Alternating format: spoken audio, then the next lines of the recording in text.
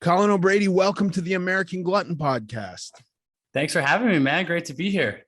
Dude, you have done some completely insane things. I think Antarctica is the last continent I have on my list, and then I've been to every continent. And when I think about it, I think about no, I just need to go and put a toe on it and go okay, I did this, and maybe float around and look for some whales or something like that. You walked across it? Yes, I did. I walked across it. Not only walk across it, but I walked across it. I was the first person to cross it, the entire continent solo, and then unsupported, which means planes don't fly over Antarctica. That's insane. Yeah. So it was a long walk, man. It was 54 days alone. I was pulling a 375-pound sled because I was doing something called unsupported. So no resupplies of food or fuel. So I basically had to have a 375-pound sled full of all my food and gear and supplies, and hope to make it to the other side, which I just did literally on my last bite of food, 30, 40 pounds skinnier, wow. Beat up from the journey. So yeah, man. Was it just ice and snow there? I mean, there's not, maybe some rocks, there's nothing else out there, right? Yeah, there's nothing. Yeah. So on the coastline, as you mentioned, whales, penguins, teeming sea life, icebergs, it's actually quite beautiful. But in the interior, for the vast majority of my trek across, there's nothing, man. And it's 24 hours of daylight. So it's like high noon the entire time. It's white on white, endless white of basically nothingness. It's like basically I had a compass strapped to my chest that I have to look down to help navigate. If you imagine closing your eyes and walking through a dark hallway, like you're gonna smack into the wall in like 3 steps, right? Because we can't walk in a straight line without visual cues. So it's that, but an endless white room, except for this white room is trying to kill you with minus 40-degree temperatures, 70-mile-per-hour winds, snow, ice, so day by day by day, 54 days in a row of that kind of punishment. It's the why. I mean, man. I cannot comprehend it, dude. It's so wild to my imagination. It's amazing. What a triumph. Yeah. No, it was a deep journey for sure. And more than anything, obviously physically demanding, extraordinarily physically demanding, but a deep journey into the mind for sure. Which was beautiful and powerful. And in a lot of ways has formed the foundation of what lights me up is the curiosity of sort of human potential, tapping into the strength of the mind that I think we all can tap into, which I think really just makes a difference in so many ways. Yeah. Okay. I want to talk about, all of that. That's what's really important to me. But I just want to know, as you're making this trek, does your mind wander to those ancient maps that showed it not covered in ice? And are you walking atop some ancient civilization that's buried in ice? And do you have theories about that? This has nothing to do with anything, but I am fascinated by Antarctica. Antarctica has this lore about it, for good reason, right? It was the last place that, human beings, unless you believe in the ancient civilizations, set foot on, modern human beings anyways. I didn't find the wall, or as some people ask me, the hole at the edge of the map, because, the flat earth, earthers think that I must have found the actual edge. Right. So I didn't find that. But what I did, my mind went through a million things. But one of the things that definitely went through my mind, not fully ancient, is I'm crossing out there. And again, I don't have a lot with me. I'm solo, I'm pulling this sled, but I've got Gore-Tex and a tent and things of that nature, and a GPS, things like that. And I went back and just thought about guys 100+ years ago, the Ernest Shackletons, the early polar explorers, 100 years ago, just over 100 years ago is when humans first arrived at the South Pole. And those guys were out there for 3 years. They had to sail a ship down there, shipwreck it in the ice, over winter, pull their sealskin pelts and whatever. And so I'm just man, just human beings just 100 years ago. I'm man, I might be the first person to make this crossing, but those dudes down there, there was some badass dudes right. Doing that in those times. So I thought a lot about that. How much do you think just the average Joe is being held back because of their mind? I mean, to me, it's everything, and what's beautiful about that is I believe as humans, all of us, we have these reservoirs of untapped potential inside of us to achieve extraordinary things. Most importantly, fulfillment, happiness, inner peace, but also whatever external achievement looks like. And that all starts with the mind. And what's great about that is we all have this ability. I believe that inherently. And more so, I love to say the most important muscle that any of us has is the 6 inches between our ears. And I say that very intentionally, because it's like, okay, I want to get jacked and have ripped abs for this summer. You're like, okay, well, everyone knows, man, you better go, eat a good diet, go to the bench press, do the bench press, do the ab curl, like whatever. Like we know that intuitively, we know that whether we do it or not, it's another thing, but like we know that those are kind of the steps to like getting jacked, whatever. But what I think we forget so often is why, as I say, the most important muscle that we have is our mind, right?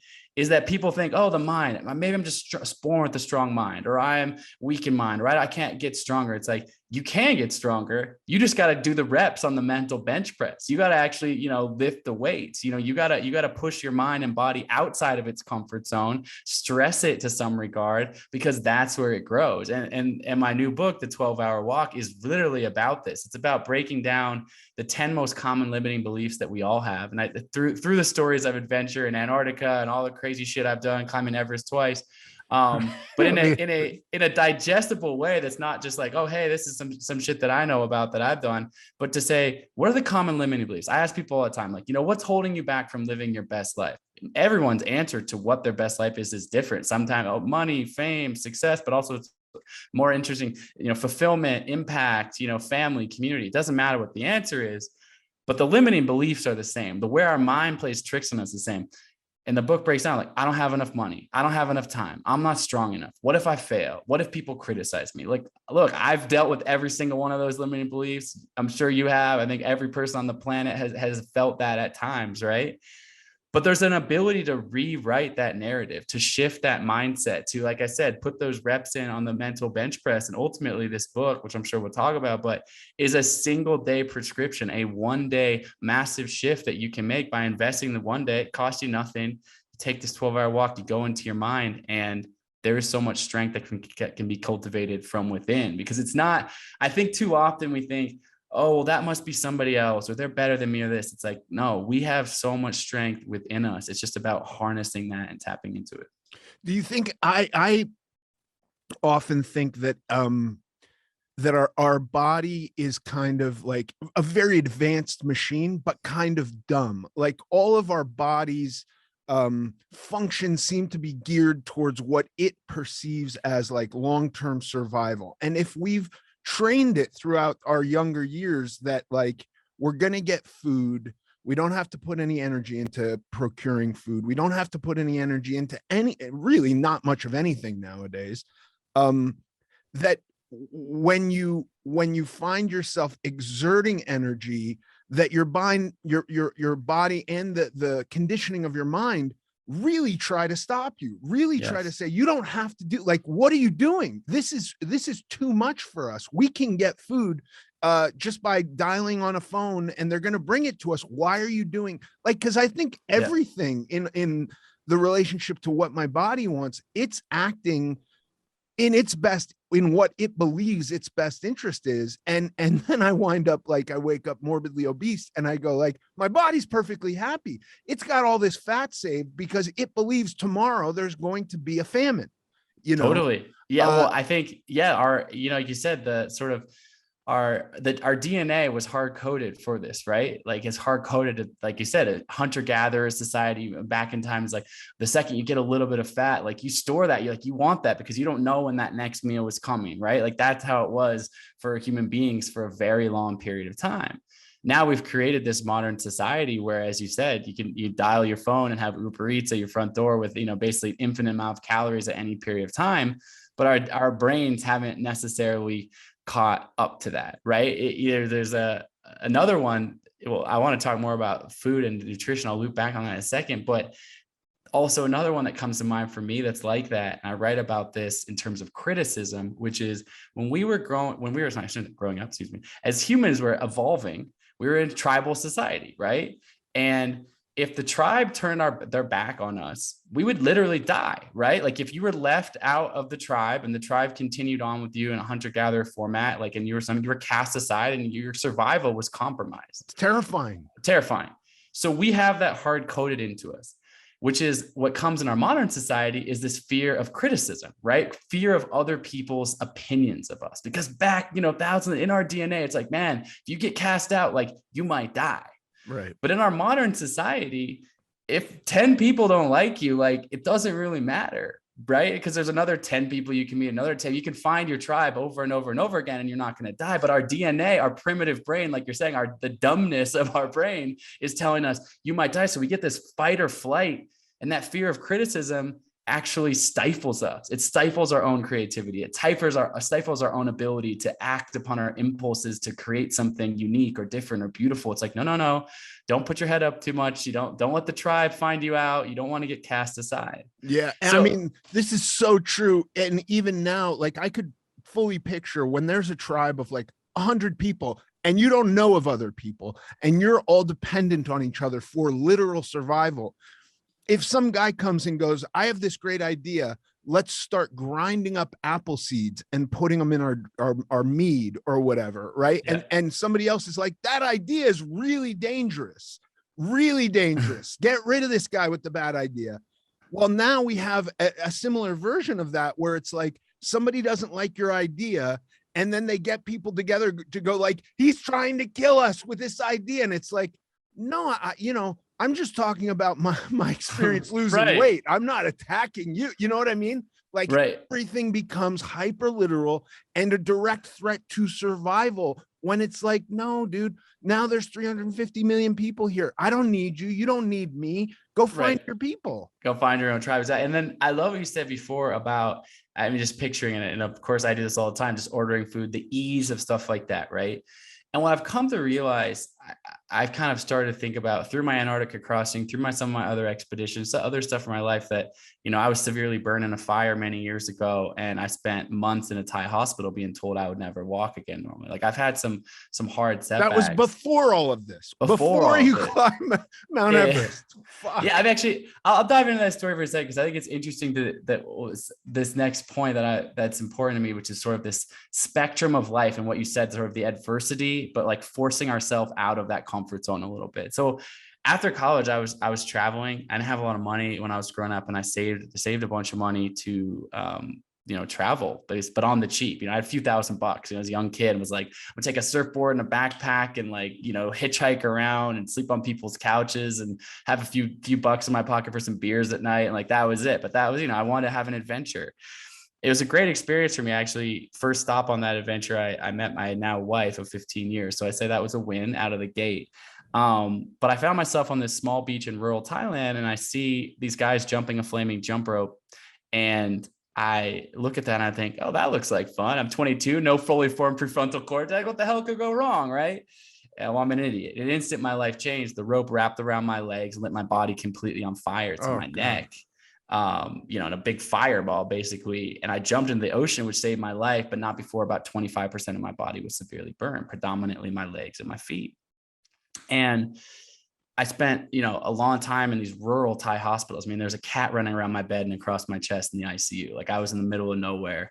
And I was going into a deep, dark, emotional depression with this. I've been very active as a kid. I was a swimmer in college, and the doctor walks in, he says, you'll never walk again normally. The way that you damaged your ligaments and your ankles and your knees, like you'll just never be the same. And the physical pain was intense, but that emotional downward spiral was like, man, you messed up. And thankfully, my mother, the incredible woman that she is, she tells me now that she was afraid and crying herself, but she never showed me that fear coming into my hospital room. She was just in there with this like effervescent positivity, like, let's picture a more positive future. What do you want to do when you get out of here? Let's set a goal. And I was like, Mom, like life is, I know it's over. But then she kept pressing me, and she's like, fine, picture anything, picture some positive outcome. I didn't call it this at the time, but I now call this the possible mindset, which is important to me. It's like an empowered way of thinking that unlocks a life of limitless possibilities. No matter what situation you're in any given moment, if you find yourself unhealthy, if you find yourself facing a bad setback or a breakup or a divorce, like whatever, it's life's hard, man. Like life's hard.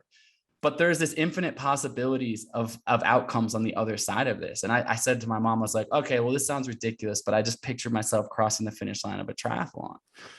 And she could have easily been like, yeah, I said set a goal, but like, Right. you like, look at your like bandage from the waist down. Like you Right. haven't walked, like maybe something more realistic. But instead Right. she's like, great. Actually, you should start training for it now. And I'm like, now? She's like, yeah. She yells at the doc. She goes, hey, doc, my son's training for a triathlon. Can you bring him in some weights? I have this picture of me with a Thai doctor looking at me like this stupid American kid's not going to walk. And I'm lifting these 10-pound dumbbells. My waist, I'm bandaged from the waist down with like bloody gauze. I'm like, I'm training for a triathlon. This guy's Right. like, this guy is out of his freaking mind.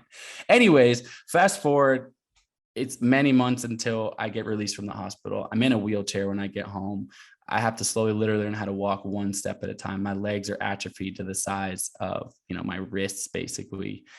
But I eventually start walking a little bit and then I can jog. And 18 months after being burned, I signed up for the Chicago Triathlon to race my first ever triathlon to honor this goal. And I complete the triathlon, which was a big moment for me after being told I would never walk again normally to kind of fight back against that diagnosis. And to my complete and utter surprise, I actually hadn't just finished the race, but I actually won the entire Chicago Triathlon, placing first out of like 5,000 people on the day. And it's easy to get caught up. Oh my God, you won this thing. You must be some superhuman athlete. But like, to me, that's not the essence of this. To me, the essence is this crossroads, this moment in the Thai hospital with left up to my own devices. I am downward spiraling. I am in a wheelchair. I am never going to be the same. My mother rescued me. She instilled that possible mindset in me, that mindset shift. And I'm certain of this. I wouldn't be sitting here talking to you, humbly with 10 world records and other things I've accomplished since then, if it hadn't been for this moment, if it hadn't been for my mother instilling that. But the totality, the full circle thought on that for me, this is not a me thing. This is an everybody thing. This is an everybody's ability to cultivate and strengthen that possible mindset. And ultimately in my book, The 12-Hour Walk, is really about how we all have this capacity. And it's very specific about how we can all unlock that somewhat simply. But you said before about sitting there and ordering food and having it being easy. And what I've come to realize is life in our modern society, it can be easy. Easy, not good. I think, don't we confuse those two things, right? And easy totally in terms of like just too many modern conveniences kind of. And I've come to think of life sort of on this scale of 1 to 10. 1 being these worst low moments, burning myself in a fire, being in Antarctica alone, afraid and cold. These are 1s. And then 10s are these pinnacle moments, these high highs that we reach, the birth of your first child, falling in love, skiing a beautiful powder day, if that's what you're into, or surfing a perfect wave, any number of things that light you up. For me, crossing Antarctica, becoming the first person, crossing the finish line of this triathlon. These are the 10s. And we all want nothing easy about the 10s. Well, that's the thing, right? We all want the 10s. We go, I want all these 10s. I want all these. This is such a beautiful moment. Like whatever, I'm holding my child for the first time. Like I've never felt so in love. It's a baby in my life. It's like, you had to go through labor to do that. How hard it is. I obviously, I don't know as a man what it's like to be pregnant, but in observation, being pregnant, going through labor, like there's a lot of 1s in there to get to that 10.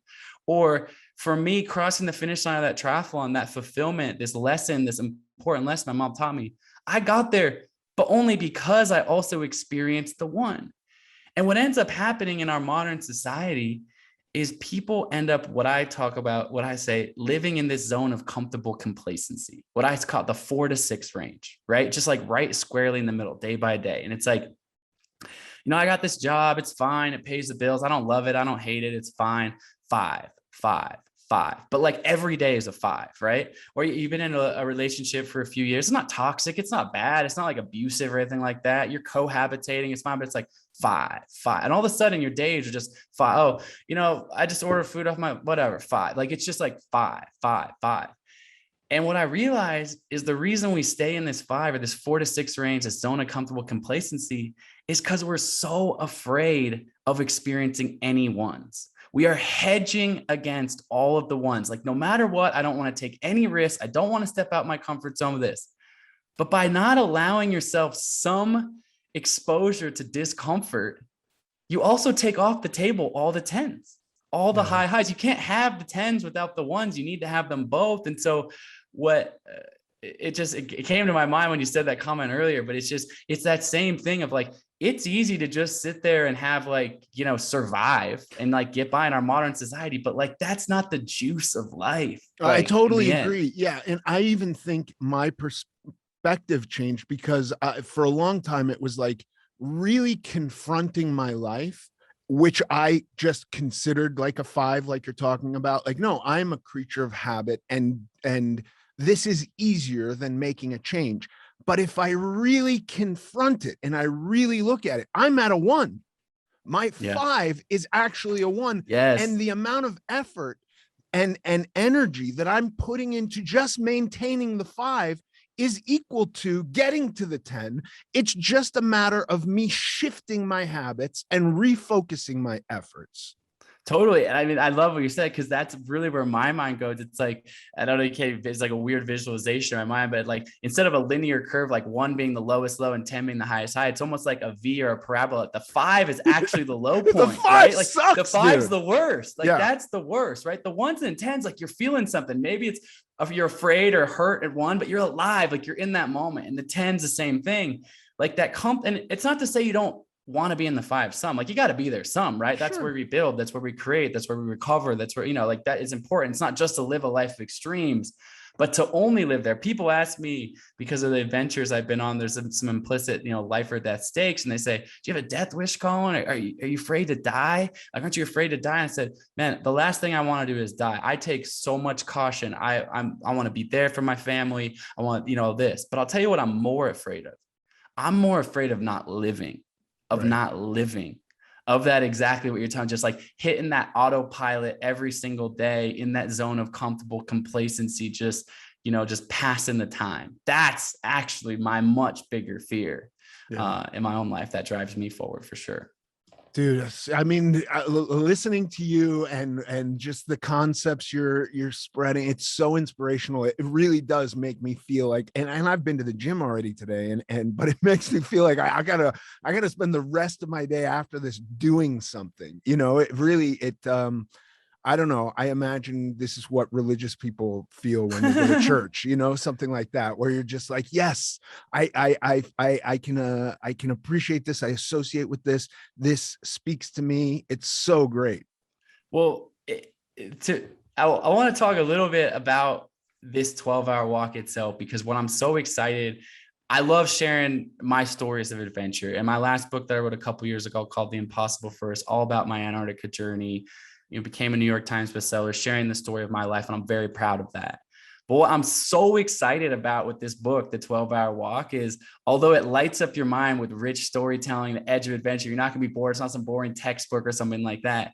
At the end of the day, like, I am not the hero of this book. You, the reader, or if you're listening to it on Audible, you, the listener, are the hero of this story. This is a book and a story for you, to turn the mirror on you, to have you have impact, not just passively watching someone, oh man, that was a cool story, I dug that, but it's like, it's inviting you to do something. So I'll tell you kind of how I got there, because at the end of the day, it's an invitation, and it's an invitation for this one day adventure that I have seen change people's lives instantly. And it's powerful, man, but it's simple and it's deep. So when I was crossing Antarctica solo,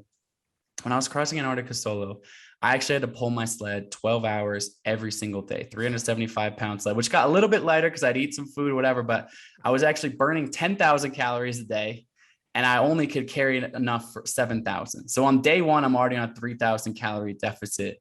So man, if you were looking for, I know you're into fat diets, man. The next one, maybe it's just pulling the sled across Antarctica, the starvation, 12-hour sled pulls every day.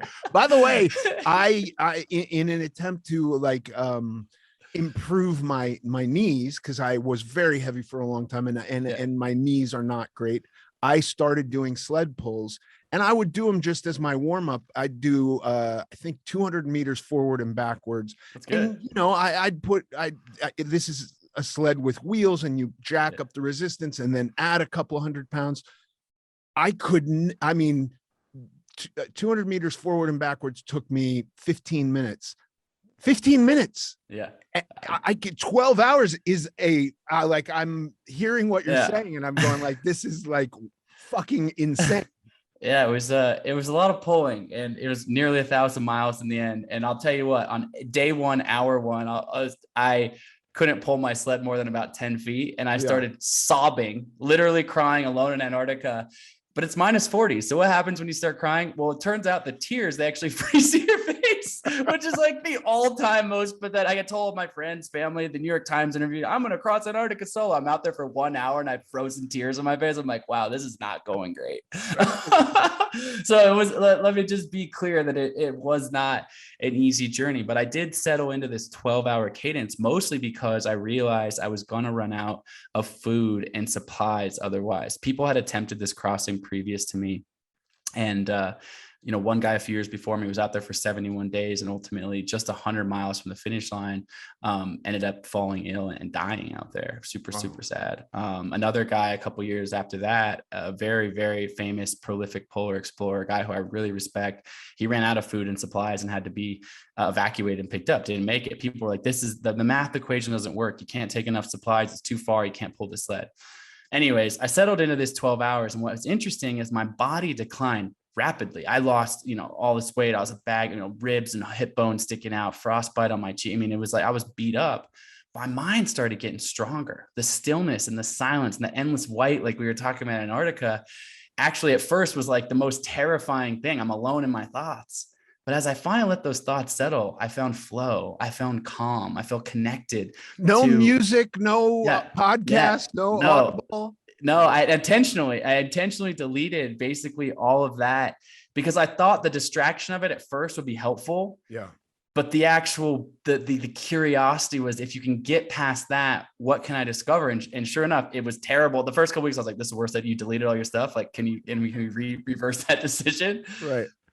But ultimately, I found this kind of meditative bliss, this peace, this fulfillment, this joy, this depth of mind, body, soul. And it was just the most incredible experience. I wrote a chapter in my last book that at the end of the book, it's not called I'm Awesome, I Crossed Antarctica. The last chapter is Infinite Love, which is about gratitude and, peace. And my body was just the worst it's ever been. Like, I mean, I was falling apart, but emotionally I was strong. So when I got back from that expedition, I thought, wow, I found it. Like, I unlocked the key. Like, I found this place in my mind.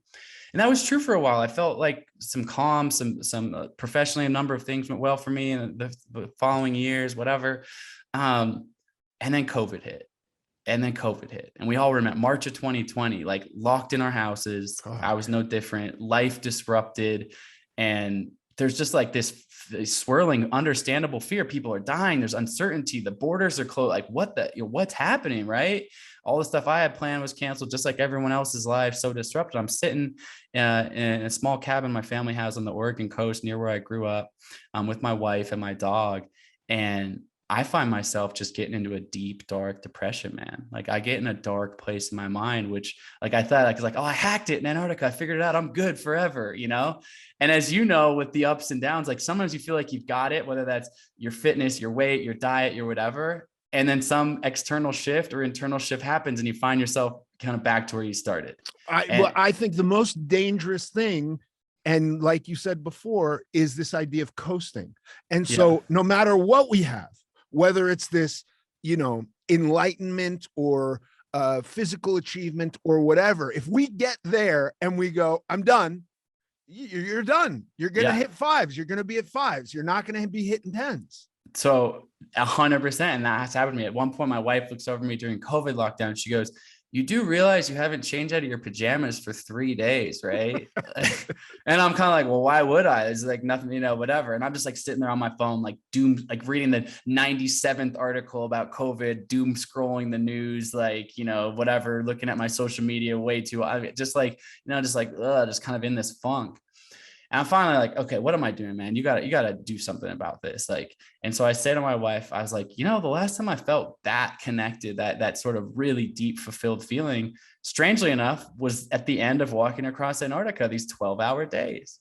And so I said to her, I was like, this is going to sound ridiculous, but she's like used to me saying, stupid shit to her. And I was like, I'm going to go walking tomorrow, 12 hours all day. Don't worry about me. I'll be home by dinner. And she was like, yeah, all right, have fun, great. So I walk out the front door that morning. And 20 minutes in, my phone buzzes in my pocket. And of course, just like the rest of us, instinctively, I pull it out. I'm going to text my buddy back, who's ever texted me. And I'm like, what the hell am I doing, man? Like, I've been like staring at my phone, social. And it's not to begrudge those things. It's like, I just need a break, man. And so I instantly just like put my phone in airplane mode. And for the rest of the day, walk, no music, no podcast, in silence and stillness. I took some breaks, but I was out there for 12 hours.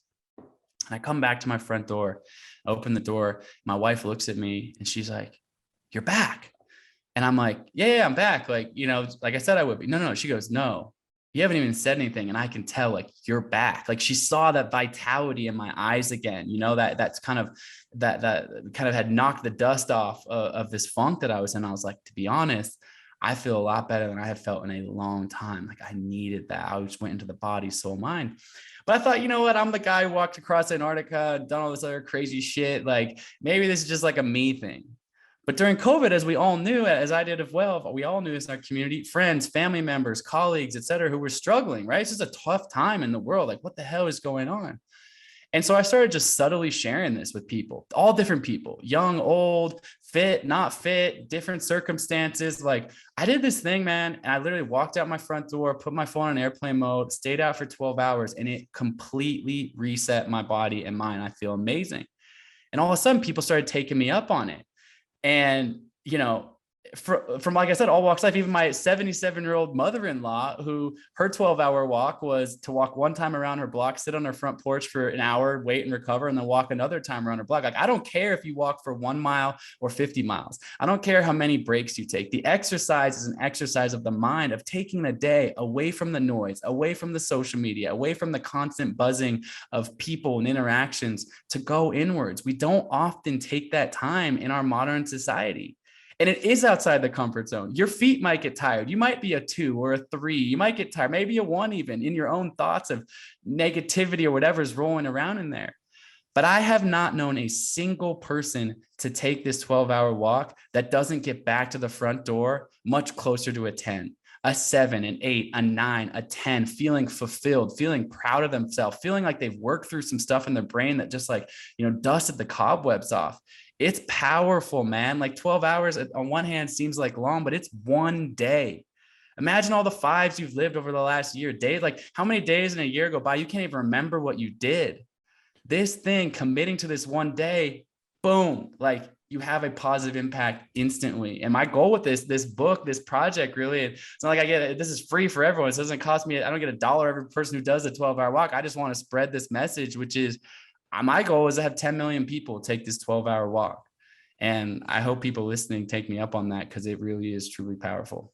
I think there's so many different obstacles, mental and physical obstacles, built into this, that you probably come away with it. Because, like, as I'm thinking about it right now, I go, I could walk for 12 hours. I know I could do that physically, but without music or a podcast, that's fucking, it actually scares me. Like, Yes. It's actually I feel a physical reaction thinking about 12 hours of silence, right? With myself. I got to be honest with you. The scariest person on earth is my mind. Yes. I do think of it as like another person that usually is trying to steer me into the ground, and I got to like fight it. And I don't know who I am in this equation, because it's all me. Right. So, like, I definitely am going to do this. It sounds fantastic. And it sounds like for anyone who is, I'm not a psychologist or trained in anything really, but I think about, like, if you feel hopeless or inadequate and you set a fucking ridiculously hard goal, like not checking in for 12 hours and being alone with yourself and doing something physical, and you accomplish it, then you'd be set up feeling like you could do anything.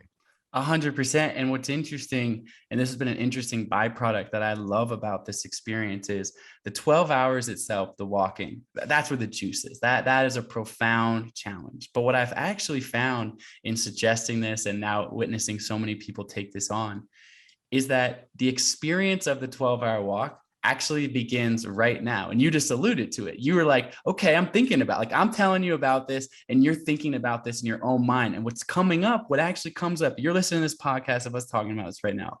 This is perhaps the first time you've heard about this ridiculous idea of the 12-hour walk.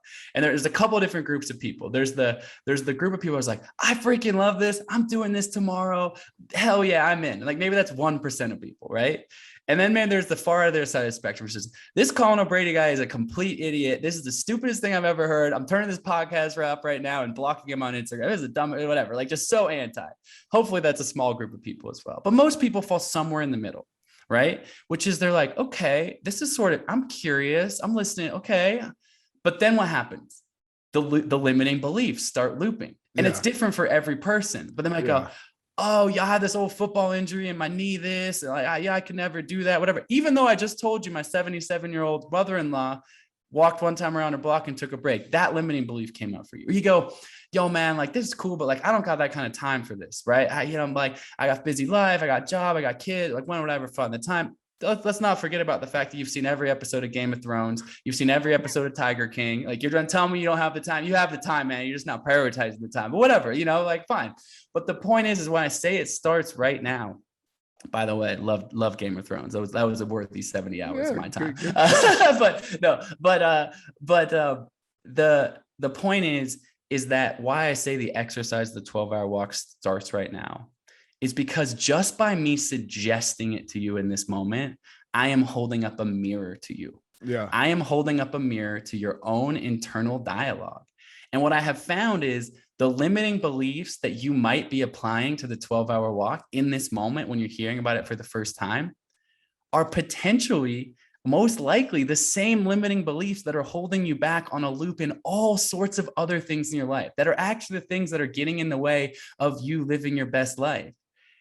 But what's beautiful about it is not just a mirror. Okay, now you know this. Sorry, like these are your flaws. It's actually saying, I am giving you an invitation to fight back against that. So let's say the limiting belief, I don't have enough time, comes up, but you still put the 12-hour walk on your calendar. You can do this thing any day. By the way, if you're looking for a day to do it, I'm doing it on September 10th. There's a bunch of people committed already on September 10th. You're walking by yourself alone, but that camaraderie of knowing other people in the world are doing it. But this is being done any single day. Your first thought when I said this is I don't have enough time, but you've battled back against that. You put it on your calendar. You complete it.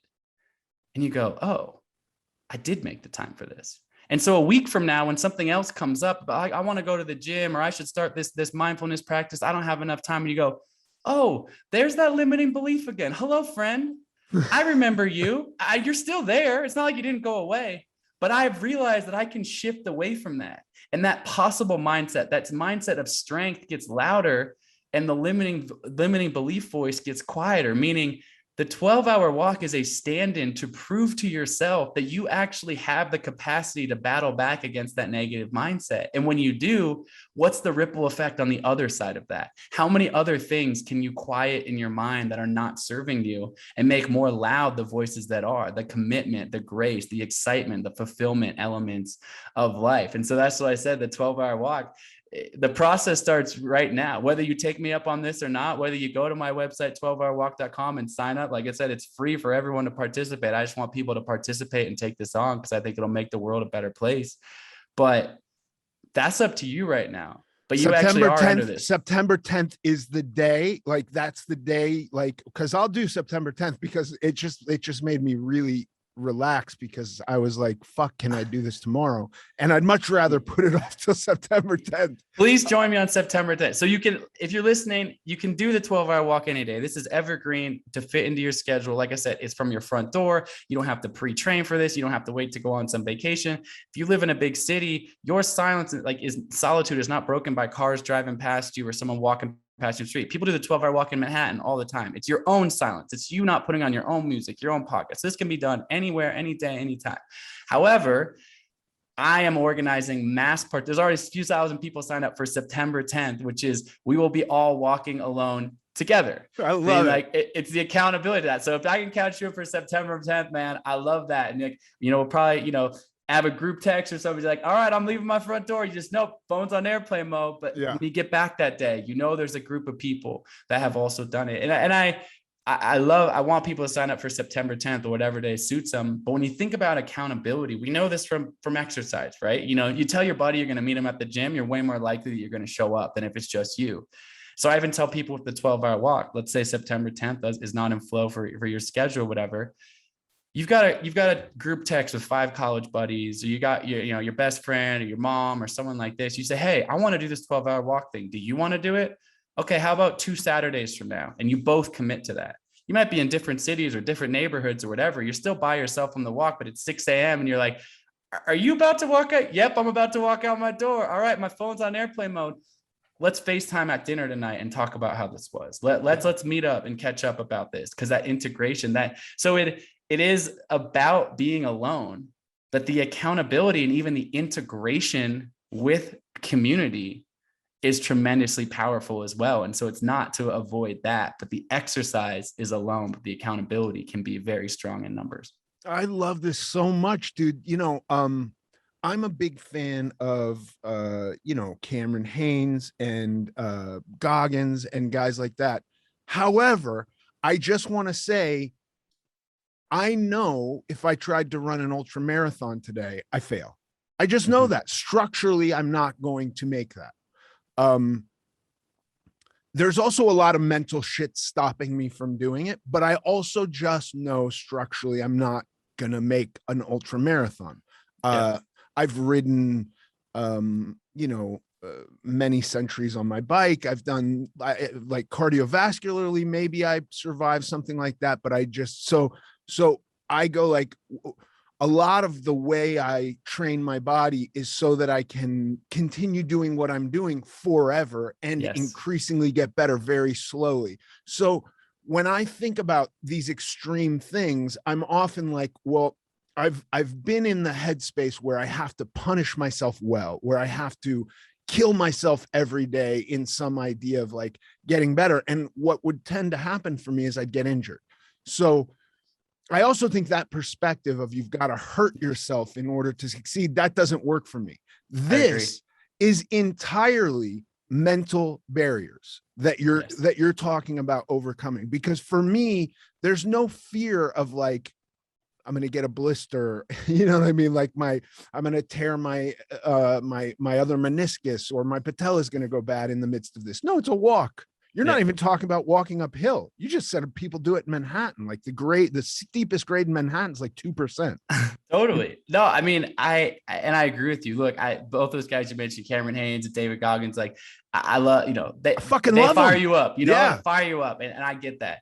But there is a piece of that. And again, it's not to, again, it's not a criticism at all, but there's like and then I broke the 5 metatarsals in my foot and I kept running. And I'm like, man, like that's some crazy shit. But then like, I also know you didn't run then for a couple months because like you had to get a cert, you know what I mean? And like, whatever. It's like not to be critical of that, because I think just getting people fired up and the mindset stuff that they're talking about is very similar mindset stuff I'm talking about. It's very part and parcel.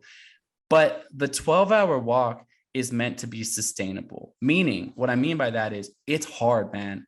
It is hard. It's going to push you. It's going to challenge you. And the day after, you can maybe be a little sore, sure, whatever. But the point is for you to take that day after and the day after that and the week after that and hit the ground running. Like be energized, be lit up, not going, oh, I pushed this and now I'm broken for 3 months and I can't do this. For you, what you just said about longevity is probably the most important thing to me at this phase. I'm 37 years old. Like I said, I have 10 world records. I continue to push my body at elite levels. But I also want to be doing that stuff when I'm 50, when I'm 60, when I'm 70, right? That's important to me.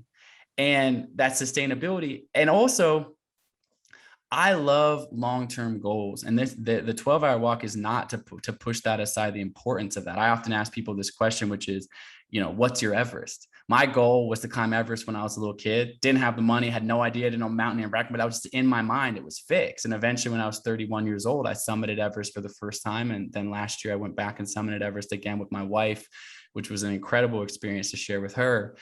So I have achieved that goal, but I still ask myself that question. What's my next Everest? What's my next Everest? Right. And that's important for everyone to know it. So I'm not saying don't have those big goals. And sometimes those big goals take months and days and weeks and years to build towards. Right. And that's important. That's an anchor in a lot of ways of unlocking your best life. But the 12-hour walk meets you today. It meets you right where you are at. And that's why I say, man, there's no like record board that said like, yo, this guy went 54 miles in 12 hours of walking. Like he's the best 12-hour walker. Yo, if he was pushing himself and not giving the mental exercise, but he was listening to a podcast, he actually didn't do the 12-hour walk. But the person who went 1 mile and stayed in that solitude and silence and listened to their body and their mind, they did the 12-hour walk. So it is an exercise in its own unique way that meets you right where you're at, which takes the excuses off the table, which takes the like, oh, you got to travel to this beautiful mountain nature hike and wait until you're on vacation and whatever. Like, if that's what you want to do, cool. But I actually have found people doing this. So I say your front door. First of all, the front door takes off all the excuses of travel, all the excuses of maybe one day, another moment, not whatever. It's like, but there's even a more powerful reason to that, which is the 12-hour walk is an exercise that imprints on your psyche and your mind in your day-to-day life. And what I mean by that is you go walk outside your front door and you come back to your front door. A week from now, when you're commuting to work and you cross some intersection, you go to yourself like, man, I remember I walked past here on hour 7 and I was struggling, but I was thinking about this and I made it through. Or I had this epiphany about this and that's right by the corner store that you go to like all the time. Or you say to yourself like, man, I usually tell this is a long drive to get from here to here, a 15-minute drive. You're like, I walked 10 miles past this place on my feet. It is imprints in your day-to-day life. And so you have these echoes of this experience that harken back to your day-to-day experience. And so that's why, again, I love a long-term goal. Love the goal of, hey, I want to run my first marathon. All right, well, you got to start by running the 5K, then the 10K, build your body up and all that. And those are cool. They're just different. They're not this. This meets you where you are at today, and you can gain the benefit from it today.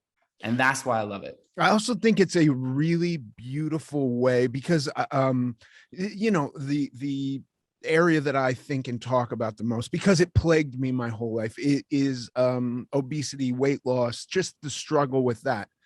100% of it is, for me, mindset. And it's the belief that when I have a craving to do something that I know to be harmful to myself, I am able to not do that. There was a long period of time where I wasn't able to not do that. And so I think like me, anybody who has this idea that they cannot control themselves, something like this will give them proof positive evidence, because this is a hell of a lot harder than a moment where you're deciding between, a chicken breast and chicken teriyaki at some fast food place. Well, you know what I mean? I mean, 100%. And I was so excited to talk to you on this podcast because combating obesity has been a big passion of mine for a long time. My wife and I in 2015 started a nonprofit, which we still run. And the first initiatives around it were specifically around combating childhood obesity. We had a bunch of partnerships with the current political administration at the time, the Obama administration, the Alliance for a Healthier Generation, which is all focused on this around kids and kids' health. And I'm still deeply passionate about that. At this point, we've had 1 million students enrolled in our various programs.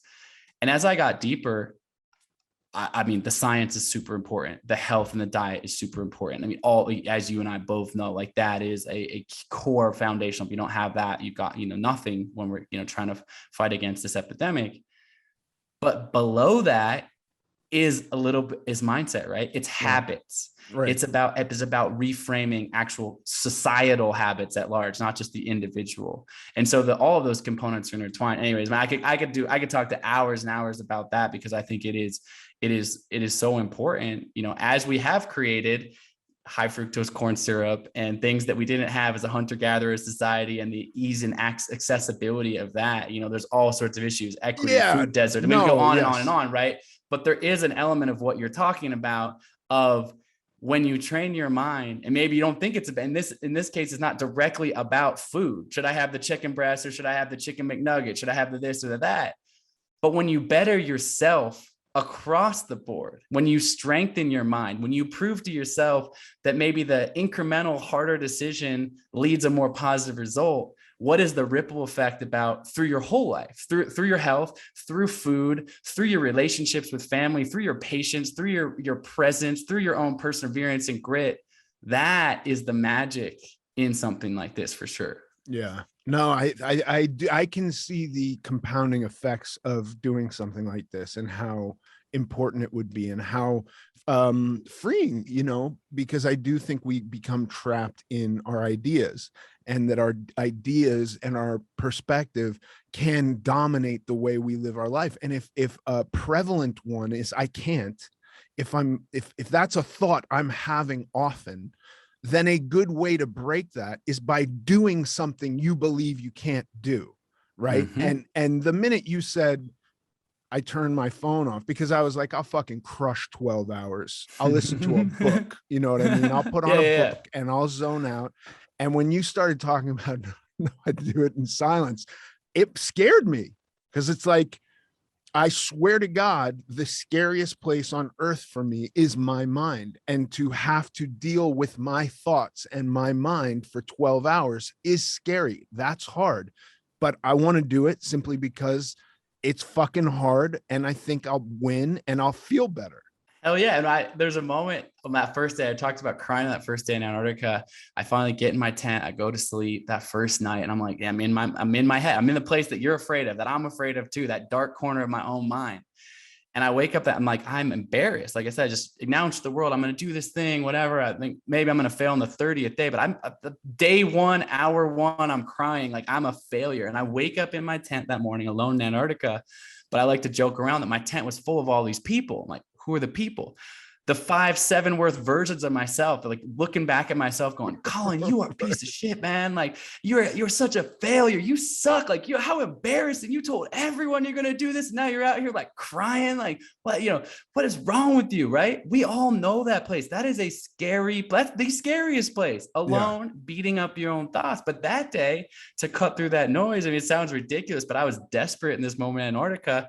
I actually stood up out of my tent, -30 outside, and I start yelling. If you're a random person, saw me like this crazy guy by himself, but I start yelling, Colin, you are strong. You are capable. Just trying to make that voice louder. You are strong. I'm literally in a battle with my Colin. You are strong. You are capable, out loud. The point being, like, yo, the mind, our own mind. I love what you said, you almost depersonify your own mind. Like, who is this guy who's beating me up? Like, they're awful. My mind is the worst, dude. Yeah. I fight with my mind all the time, and I don't know who wins all the time. You know what I mean? Yeah. I winning? Is the bad guy winning? The bad guy's still me. Totally. And we have all been there. I've been there, and it's a constant work, but getting in touch with that and actually looking at that, taking that hard look right now, being suggested the 12-hour walk and go, oh, is that negative guy popping up? What's he telling me? What's she telling me right now? Right. And then being able to move through that.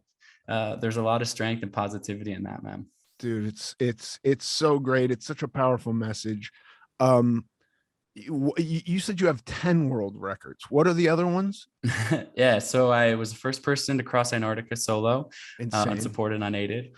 I set the speed record for something called the Explorers Grand Slam. So I climbed the tallest mountain on each of the 7 continents. So Everest, Denali, Kilimanjaro, etc., as well as the North and South Pole, all consecutively in 4 months. So faster than anyone's ever knocked those all out back to back to back to back to back. Jesus Christ.